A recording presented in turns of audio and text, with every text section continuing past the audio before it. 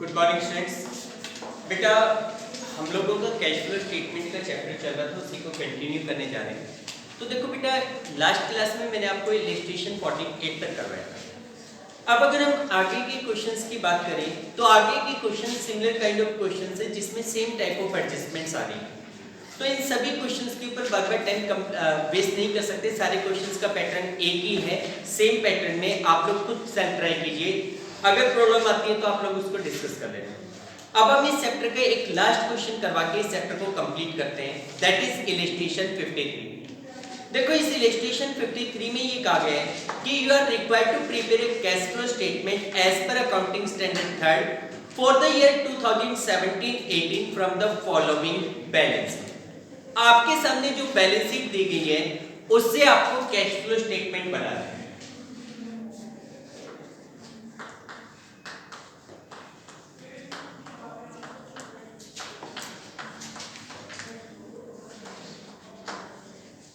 Cash flow statement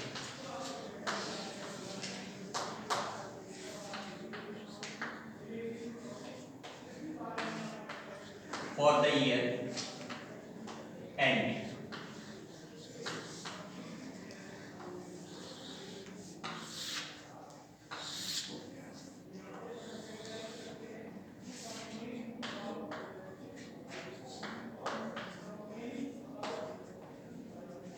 particulars, details, total amount, particulars, details and total। देखो बेटा, सबसे पहले तो आपको पता है प्रॉफिट बिफोर टैक्स चाहिए। तो आप ये देखोगे कि इस क्वेश्चन में रिजर्व एंड सरप्लस है जिसका एक्सप्लेनेशन इसके सामने दिया हुआ था, statement of P and L, जिसका लास्ट ईयर बैलेंस था 70,000, करंट ईयर बैलेंस है 120। तो प्रॉफिट ड्यूरिंग द ईयर हमारे पास कितने का हो गया? 50,000 रुपीस का होगा। ठीक है। अब इसके बाद इसमें हमें देखना है कि भाई कोई tax provision, proposed dividend, interim dividend, preference dividend या फिर ट्रांसफर टू रिजर्व तो नहीं है। तो ट्रांसफर टू रिजर्व तो है नहीं क्योंकि statement of P and L का एक सिंगल बैलेंस आपके सामने दिया हुआ है। उसके बाद देखो कोई प्रोविजन फॉर टैक्स, तो देखो करंट लायबिलिटी में शॉर्ट टर्म प्रोविजन दिखा रखा है जिसको नोट नंबर 1 में एक्सप्लेन कर रखा है कि भाई शॉर्ट टर्म प्रोविजन में दो प्रकार के प्रोविजन है, एक तो प्रोविजन फॉर टैक्स और एक प्रोविजन फॉर डाउटफुल टैक्स। हमें तो फिलहाल चाहिए प्रोविजन फॉर टैक्स। चेक करो कि क्या प्रोविजन फॉर टैक्स के रिगार्डिंग कोई एडजस्टमेंट है? नहीं भाई, एडजस्टमेंट कुछ नहीं कर रखी। तो उस सिचुएशन में मैंने बताया था कि प्रीवियस ईयर बैलेंस को तो क्या माना जाता है? टैक्स पेड, और करंट ईयर का जो बैलेंस माना होता है उसे माना जाता है provision made for tax during the year, जिसको प्रॉफिट बिफोर टैक्स की कैलकुलेशन के साथ ऐड किया जाएगा। ठीक है। इसके अलावा हाथों करते जाओ वर्किंग नोट में। Working note number 1, calculation of profit before tax. देखो सबसे पहले आपके पास दिया हुआ है calculations of profit before tax. तो सबसे पहले आपके पास है balance of statement of P and L, या फिर सीधा लिखो profit during the year. Profit during the year. भाई इस साल का प्रॉफिट आपके पास कितने का है? Previous year P and L का बैलेंस आपके पास दिखा रखा था 60 का, करंट ईयर में 80,000। तो 80,000 माइनस में 60,000, profit during the year 20,000 rupees हो। अब इसी के साथ ऐड कीजिए ट्रांसफर टू रिजर्व नहीं है, टैक्स प्रोविजन, तो जो करंट ईयर का प्रोविजन फॉर टैक्स का बैलेंस है वो ऐड करेंगे, provision for tax. Current year का प्रोविजन फॉर टैक्स का बैलेंस कितने का दिया हुआ है बेटा? 80,000 का, उसको ऐड करेंगे। इसके अलावा किसी भी प्रकार का कोई भी डिविडेंड, तो चेक करो एडिशनल इंफॉर्मेशन को कि भाई एडिशनल इंफॉर्मेशन में इसने कहा था a part of machine was sold for 21,000 at a profit of 4,000।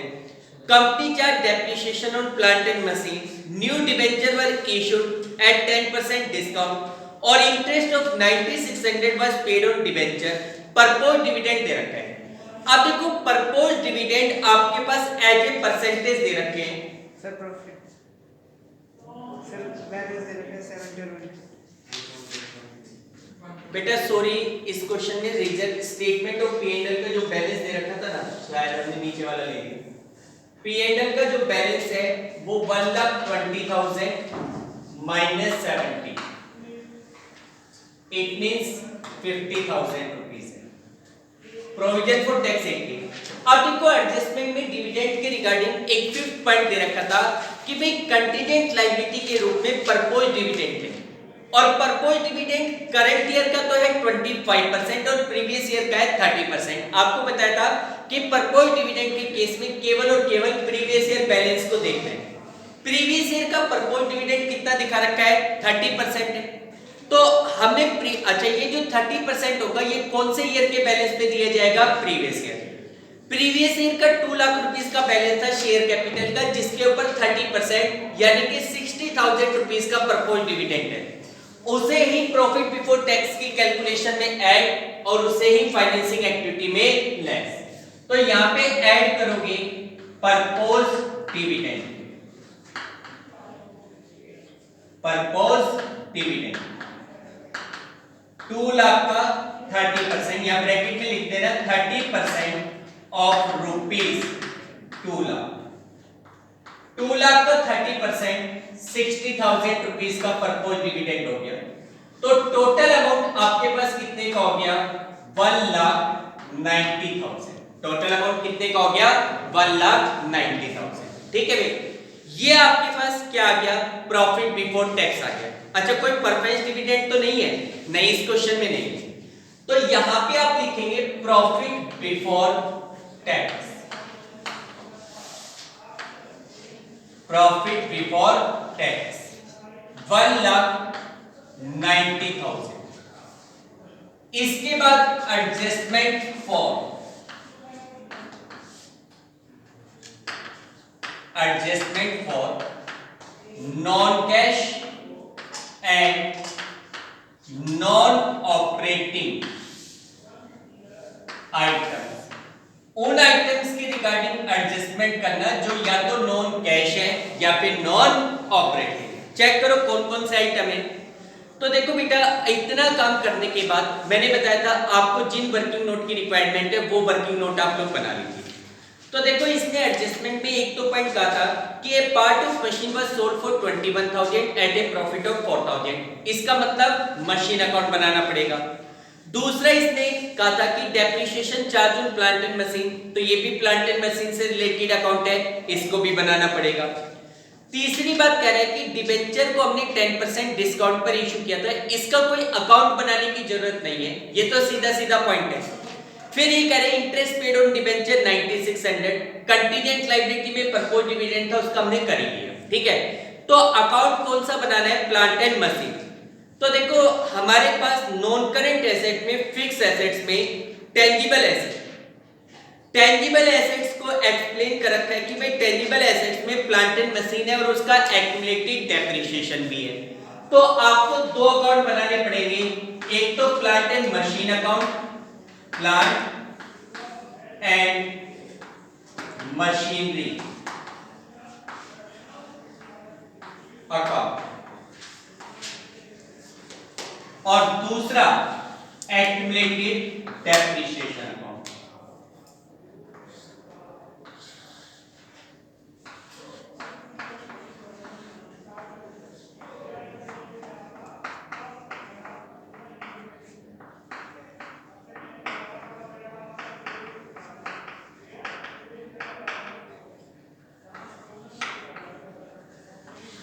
Plant and machinery account and accumulated depreciation account, ये दो अकाउंट आपको बनाने पड़ेंगे।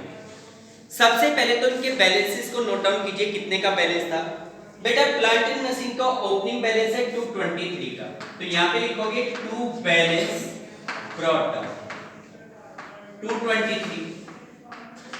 इसी प्रकार 5 balance carry down closing balance इसका कितने का दिया हुआ है 243 का 2,43,000। इसी प्रकार एक्यूमुलेटेड डेप्रिसिएशन का ओपनिंग बैलेंस है 40,000 का, तो यहां पे लिखोगे टू बैलेंस ब्रॉट डाउन।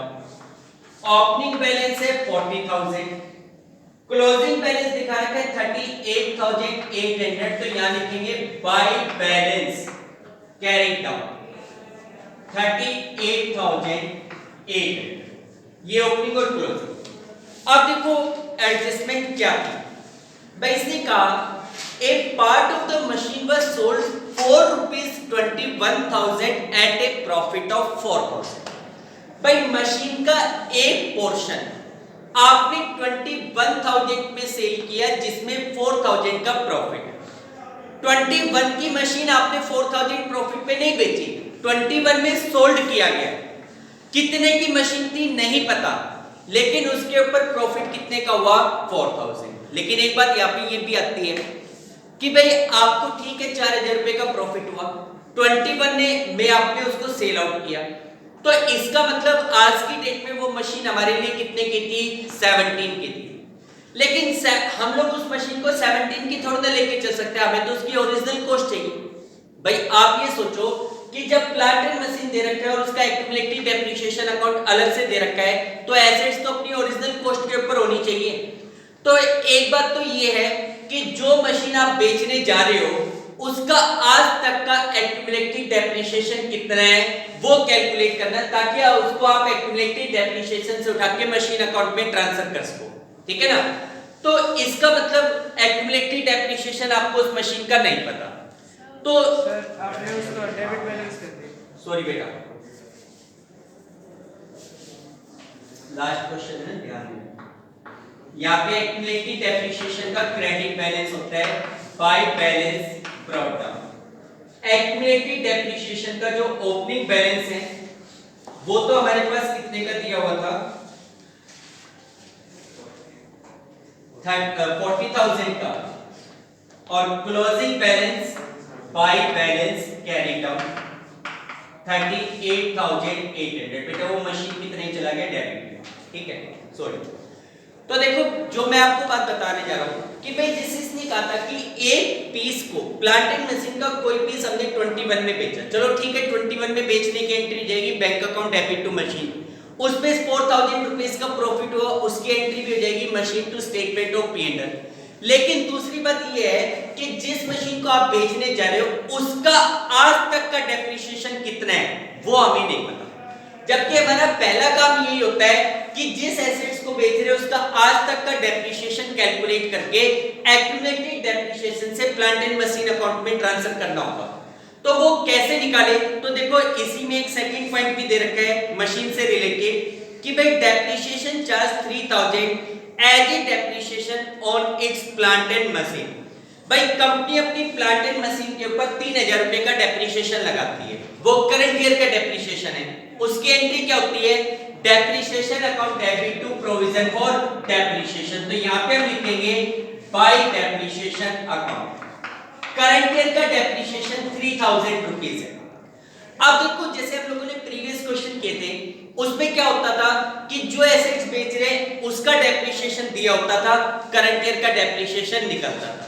इस क्वेश्चन में करंट ईयर का डेप्रिसिएशन दिया हुआ है, तो जो डिफरेंस आएगा 42,000, इस साइड का जो टोटल है 43, उसमें से 38,800 को माइनस करो, 4,200 का डिफरेंस है, तो वो 4,200 का डिफरेंस क्या माना जाएगा, वो माना जाएगा depreciation, accumulated depreciation related to machine sold, ठीक है भाई, वो माना जाएगा accumulated depreciation related to machine sold, ठीक है। तो देखो इधर 43 में से 38,800 माइनस करोगे तो बाकी का जो अमाउंट है वो आपके पास क्या आएगा एक्यूमुलेटेड डेप्रिसिएशन, और उसकी एंट्री क्या होती है accumulated depreciation to plant and machine. तो यहां पे लिखोगे to plant and machinery account balancing figure 4,200, यहां पे लिख दोगे बाय एक्यूमुलेटेड डेप्रिसिएशन अकाउंट कितना 42। ठीक है, अब उस प्लांट एंड मशीन को हमने सेल आउट कितने में किया था? 21 में। 21 उसका सेलिंग प्राइस है, तो सेल करोगे bank to plant and machine, यहां पे लिखोगे बाय बैंक अकाउंट। कितने में सेल किया गया उसको? 21 में। उस प्लांट एंड मशीन को बेचने से प्रॉफिट कितने का हो रहा है? 4000। Entry plant and machine to statement of P and L, तो to statement of P and L कितने का प्रॉफिट था? 4000। अभी जो इंफॉर्मेशन है वो बाहर ट्रांसफर नहीं कर रहा है, एक साथ कर देंगे। अब देखो इस साइड का जो टोटल आ रहा है वो कितने का आ रहा है? 243 प्लस में 25200, 2,68,200। इधर का टोटल आ रहा है 227। 268 में से 227 को माइनस करोगे 41,200 का डिफरेंस है। तो ये चेक कर लेना, 41,200 का डिफरेंस है, वो 41,200 क्या माना जाएगा? परचेज। ठीक है बेटा, परचेज की entry plant and machine to bank, bracket में लिख देना balancing figure being purchase 41,200 double post. ठीक है, अब आप देखो दोनों अकाउंट को क्लोज कर दिया, बैलेंस निकाल दिया। अब इन अकाउंट से जो जो इंफॉर्मेशन निकली है उनको ट्रांसफर करो।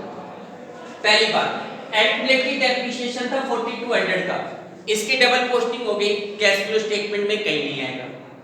21 में हमने मशीन को बेचा था, एक बार यहाँ पे एक बार इन्वेस्टमेंट में। ठीक है, बैलेंस की कोई एंट्री नहीं। 4000 रुपीस का प्रॉफिट हो रखा है, बेचने से 4000 का प्रॉफिट है, इसे ऑपरेटिंग एक्टिविटी में लेस करेंगे। Profit on sale of plant and machinery कितने का प्रॉफिट था? 4000 लेस कर दोगे। फिर उसके बाद 41,200 की परचेज की गई है, परचेज और सेल दोनों कहा जाता है इन्वेस्टिंग। ठीक, इन्वेस्टिंग बनाएंगे उसमें लिखेंगे।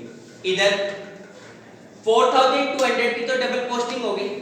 करंट ईयर का 3,000 रुपीस का डेप्रिसिएशन था, एक बार यहाँ पे एक बार ऑपरेटिंग के साथ ऐड कर दो डेप्रिसिएशन। करंट ईयर का डेप्रिसिएशन कितने का है? 3000 ऐड। ठीक है बेटा, इन अकाउंट से जो इंफॉर्मेशन निकल सकती थी उसका ट्रीटमेंट हमने शो कर दिया। अब आ जाओ क्वेश्चन पे। अब एक बार जरा एडिशनल इंफॉर्मेशन को और पढ़ लो, कोई और पॉइंट बच रहा है जिसको ऑपरेटिंग एक्टिविटी में दिखाना है वो दिखा दो भाई। इसमें पहला पॉइंट हो गया, सेकंड हो गया, थर्ड पॉइंट पे कह रहे हैं new debenture were issued at a discount of 10%। जैसे आप ये देखोगे कि हमारे पास लॉन्ग टर्म बोरोविंग्स में 8% डिबेंचर दिखा रखा है, जिसका प्रीवियस ईयर बैलेंस था 120 का, करंट ईयर बैलेंस है 150। तो ये क्लियर है कि ड्यूरिंग द ईयर आपने 30,000 रुपीस के डिबेंचर इशू किए, और वो भी कैसे इशू किए गए? 10% डिस्काउंट, यानी कि 3000 का उनके ऊपर क्या है? डिस्काउंट। 30,000 में से 3000 का डिस्काउंट माइनस करोगे, कितना मिला? 27। एक बार तो आएगा फाइनेंसिंग में, भाई 30,000 के डिबेंचर हमने इशू किए, लेकिन ये कह रहे हैं कि उन डिबेंचर को 10% डिस्काउंट पर इशू किया गया, तो उस 10% डिस्काउंट का ट्रीटमेंट क्या होगा? सोचो। देखो एक चीज ध्यान रखना अपने माइंड में, जो एडजस्टमेंट में आइटम है उनकी डबल पोस्टिंग होनी है। डिबेंचर अपने इशू किए वो तो पता चल रहा है बैलेंस शीट से, उसके ऊपर जो डिस्काउंट दिया गया है वो हमें कहां पे दे रखा है? एडजस्टमेंट में। अब जब हम डिस्काउंट देते हैं तो डिस्काउंट हमारा एक लॉस होता है, जिसको उसी साल स्टेटमेंट ऑफ पी&एल से राइट ऑफ किया जाता है। डिस्काउंट का इफेक्ट ये पड़ेगा, एक बार तो फाइनेंसिंग एक्टिविटी में जब आप इशू ऑफ डिबेंचर दिखाओगे तो उसमें से माइनस करोगे। दूसरी बात, क्या वो डिस्काउंट का अमाउंट आपकी बैलेंस शीट में शो किया गया? नहीं, तो इसका मतलब ये हुआ कि वो डिस्काउंट खत्म हो चुका, तो उसकी डबल पोस्टिंग होनी चाहिए। तो डबल पोस्टिंग कहां हुई होगी? दूसरा, आपने उस डिस्काउंट को कहां से राइट ऑफ किया होगा? स्टेटमेंट ऑफ पी&एल, तो उसको अपने प्रॉफिट में वापस ऐड कर दो। अब कुछ बच्चे ये पूछ सकते हैं कि सर कई क्वेश्चन में आता था कि shares are issued at premium, तो आप प्रीमियम का एक ही ट्रीटमेंट करते थे, फाइनेंसिंग एक्टिविटी में शेयर कैपिटल के साथ ऐड करते थे या डिबेंचर के साथ ऐड करते थे, लेकिन वहां ऑपरेटिंग में नहीं दिखाते थे, डिस्काउंट को दिखा रहे हो। क्योंकि जो प्रीमियम होता था उसको आप एक बार तो याद दिखा देते थे, और दूसरा वो कहां पे दिया जाता था, बैलेंस शीट के अंदर। ठीक है, यहां डिस्काउंट आपका बैलेंस शीट में नहीं दे रखा, इसका मतलब वो डिस्काउंट राइट ऑफ हो चुका है, इसलिए हमने उसको प्रॉफिट में वापस ऐड करना है। तो यहां पे लिखेंगे discount on issue of debenture return of. Discount on issue of debenture return of कितने का था, 3000। ठीक है, इसके बाद नेक्स्ट पॉइंट आपको दोबारा दे रखा है। अगले पॉइंट में कह रहा है कि भाई interest of 9600 was paid on debenture. Debenture पे हमने 9600 रुपीस का इंटरेस्ट पे किया है। इंटरेस्ट पेड ऑन डिवेंचर की भी डबल पोस्टिंग होगी, ऑपरेटिंग में ऐड और फाइनेंसिंग में लेस। यहां पे लिखेंगे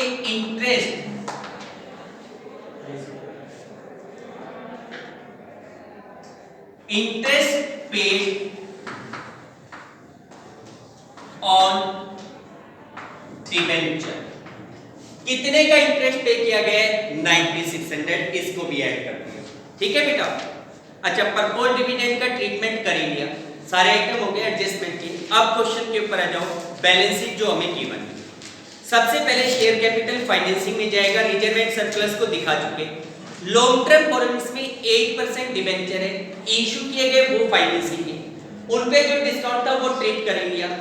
इंटरेस्ट के लिए रेट ऑफ इंटरेस्ट दी गई है, लेकिन जब हमें इंटरेस्ट अमाउंट ऑलरेडी कैलकुलेट करके दे दिया क्वेश्चन में, तो फिर हम अपनी इंटेलिजेंस शो करने की कोशिश में ना करें। ठीक है, करंट लायबिलिटी में जाओ, शॉर्ट टर्म बोरोइंग्स में बैंक ओवरड्राफ्ट है, फाइनेंसिंग में जाता है। ट्रेड पेबल्स में क्रेडिटर है, क्रेडिटर का ट्रीटमेंट अभी बाद में देखेंगे। शॉर्ट टर्म प्रोविजन में प्रोविजन फॉर टैक्स था, और दूसरा आइटम दे रखा था प्रोविजन फॉर टैक्स का तो कर लिया, दूसरा आइटम दे रखा है प्रोविजन फॉर डाउटफुल डेब्ट्स। मैंने आपको बताया था कि हम लोग अपने बिजनेस में प्रोविजन बनाते हैं फ्यूचर के एक्सपेक्टेड लॉस को फेस करने के लिए, जबकि प्रोविजन एक नॉन कैश आइटम होता है। तो अगर आपने इस साल अपने प्रॉफिट में से कोई भी प्रोविजन बनाया है तो उसको प्रॉफिट में वापस ऐड करो। कितने का प्रोविजन बनाया गया डाउटफुल डेब्ट्स के लिए, 400 का, उसे प्रॉफिट में वापस ऐड करो। यहां पे लिखेंगे प्रोविजन फॉर डाउटफुल डेब्ट्स। देखो बेटा, इस साल जो प्रोविजन फॉर डाउटफुल डेब्ट्स है उसका अमाउंट इंक्रीज हो रहा था, तो आपने ये माना कि इस साल हमने प्रोविजन बनाया। अगर प्रोविजन फॉर डाउटफुल डेब्ट्स का बैलेंस डिक्रीज होता है तो ये माना जाता है कि आपने ऑलरेडी ज्यादा प्रोविजन बना रखा था और उसको आपने राइट ऑफ कर लिया, तो उसे प्रॉफिट में से क्या करते हैं, लेस। अगर प्रोविजन फॉर डाउटफुल डेब्ट्स का बैलेंस रिड्यूस होता। ठीक है, करंट लायबिलिटी में और कुछ नहीं। नॉन करंट एसेट्स में जो फिक्स एसेट्स में, टेंजिबल एसेट्स में, प्लांट एंड मशीन में था, अकाउंट बना लिया। नॉन करंट इन्वेस्टमेंट इंक्रीज हो रहे हैं, परचेज मानोगे, इन्वेस्टिंग में दिखाओगे।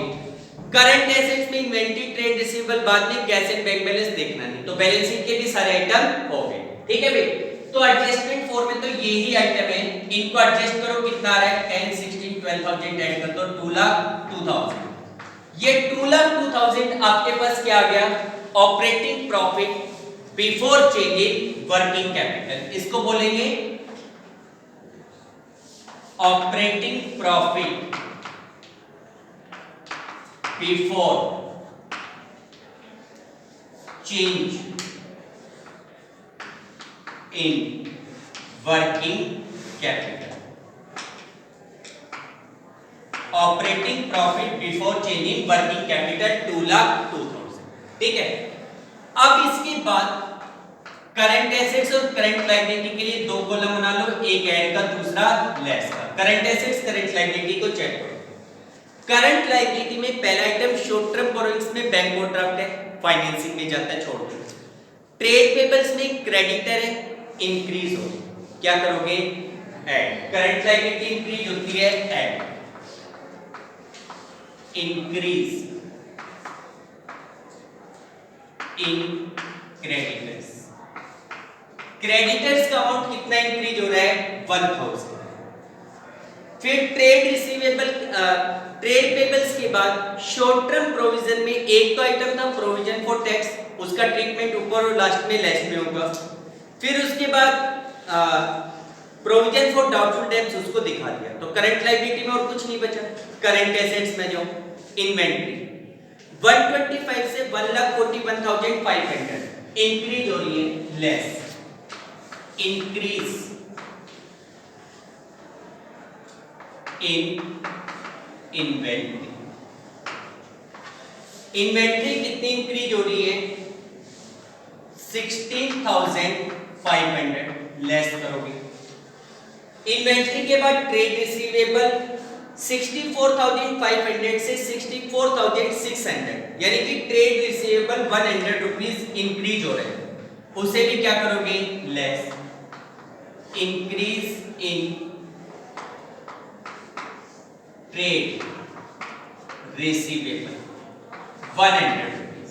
ठीक है बेटा, कैश एंड बैंक बैलेंस को लेना है और कोई करंट एसेट्स है, तो यहां से 2,03,000 जिसमें से 16,600 रुपीज लेस हो जाएगा, तो ये बचेगा आपके पास 1,86,400। कितना बचेगा? 1,86,400। बेटा 1,86,400 आपके लिए क्या कहलाता है? Operating profit after changing working capital. इसको बोलेंगे operating profit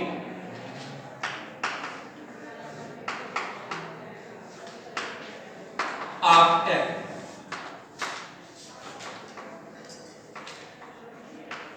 change in working capital, और उसमें से लास्ट में लेस किया जाएगा टैक्स पेड। कितने का?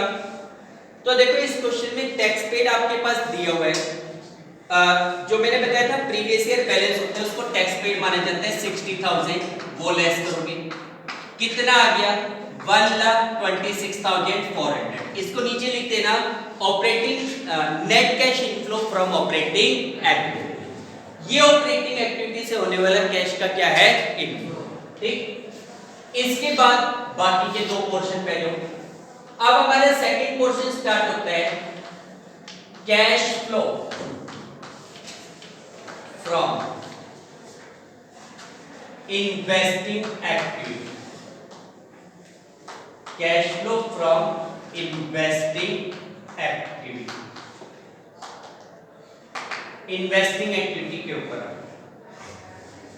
इन्वेस्टिंग एक्टिविटी के आइटम मिलेंगे नॉन करंट एसेट्स में, जिसमें फिक्स एसेट्स में, टेंजिबल एसेट्स में प्लांट एंड मशीन था।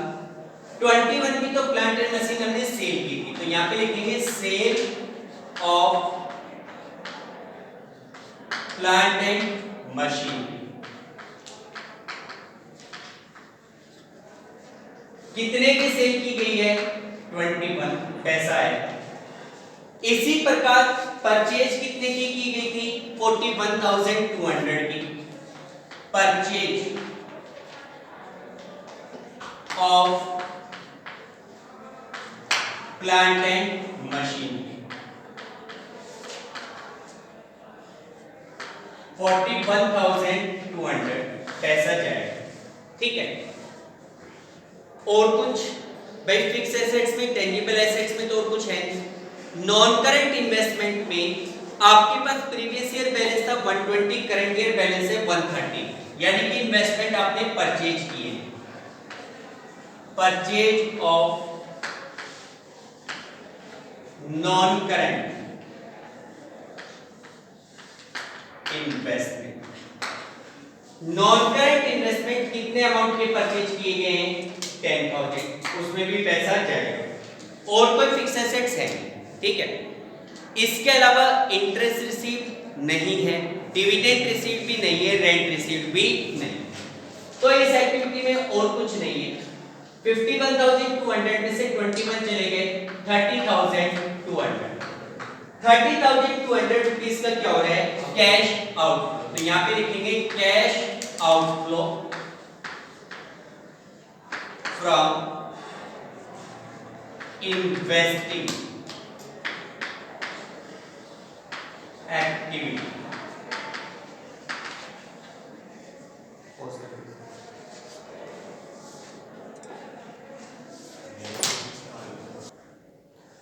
तो देखो बेटा, यहां तक हम लोगों ने cash flow from investing activity किया। अब इसके बाद C part, that is cash flow from financing activity.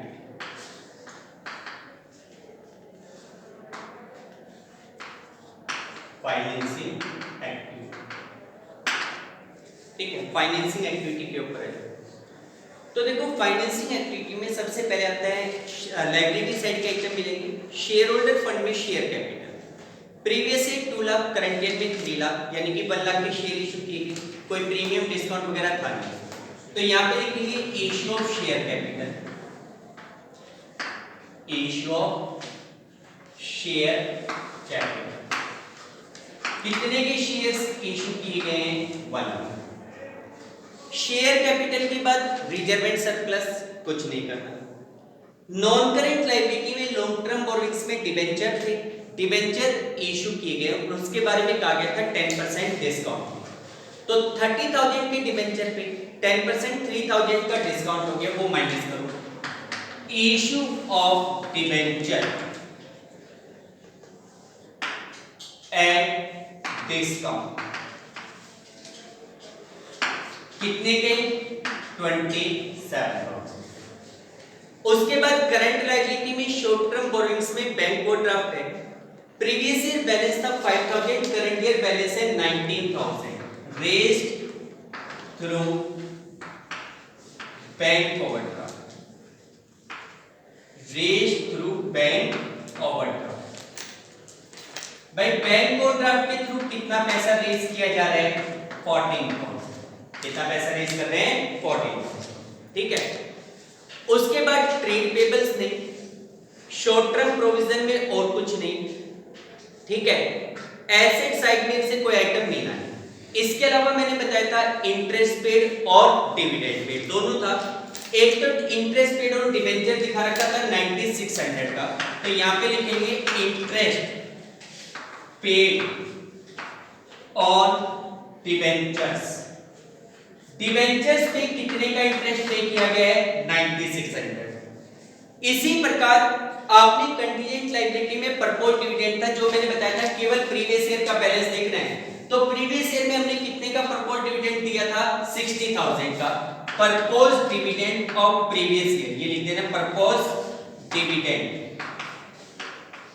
Of previous year. Previous year का प्रपोज डिविडेंड कितने का है? 60,000, ठीक है। इसके अलावा क्वेश्चन में ना कोई अदर इंटरेस्ट पेड या डिविडेंड पेड या कोई और सिक्योरिटी इशू वगैरह नहीं, ठीक है भाई, क्लियर। तो इस एक्टिविटी का टोटल रिजल्ट कितना आया बेटा?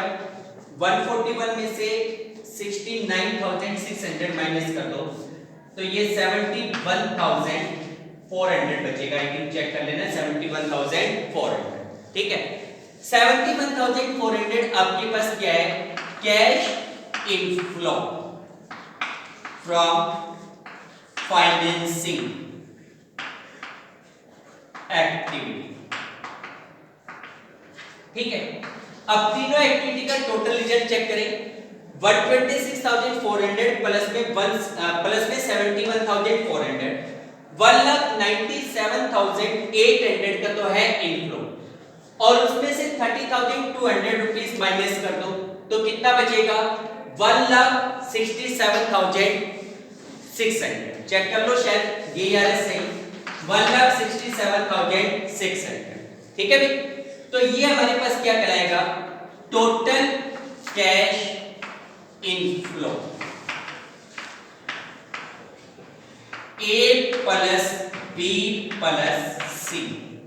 भाई तीनों एक्टिविटी का टोटल कैश इनफ्लो कितने का है? 1,67,600, ठीक है। अब उसके बाद कैश एंड कैश इक्विवेलेंट कितने का था इन बिगनिंग? भाई स्टार्टिंग में अगर आप कैश एंड कैश इक्विवेलेंट का बैलेंस चेक करो तो 44,100, तो यहां पे लिखेंगे cash and cash equivalent at beginning. Starting में चेक कर लो, कैश एंड कैश इक्विवेलेंट आपके पास 44,100 का था। ड्यूरिंग द 1,67,600 का इनफ्लो हो गया, तो total cash and cash equivalent at end कितने का हो गया? 2,11,700। तो तो यहां लिखेंगे cash and cash equivalent at end. भाई एट एंड कितने का कैश इक्विवेलेंट है? 2,11,007। ठीक है बेटा, इस तरीके से आपको कैश फ्लो स्टेटमेंट बनाना। ठीक है, तो देखो डियर, बाकी की क्वेश्चंस आप लोग खुद करके देखिएगा। आई डोंट थिंक इसमें किसी भी प्रकार की डिफिकल्टीज होंगी। ठीक है, ये चैप्टर आपका कंप्लीट है। सभी वीडियोस को देखिए, किसी भी प्रकार का कोई भी डाउट है तो क्लियर कीजिए। Okay, thank you.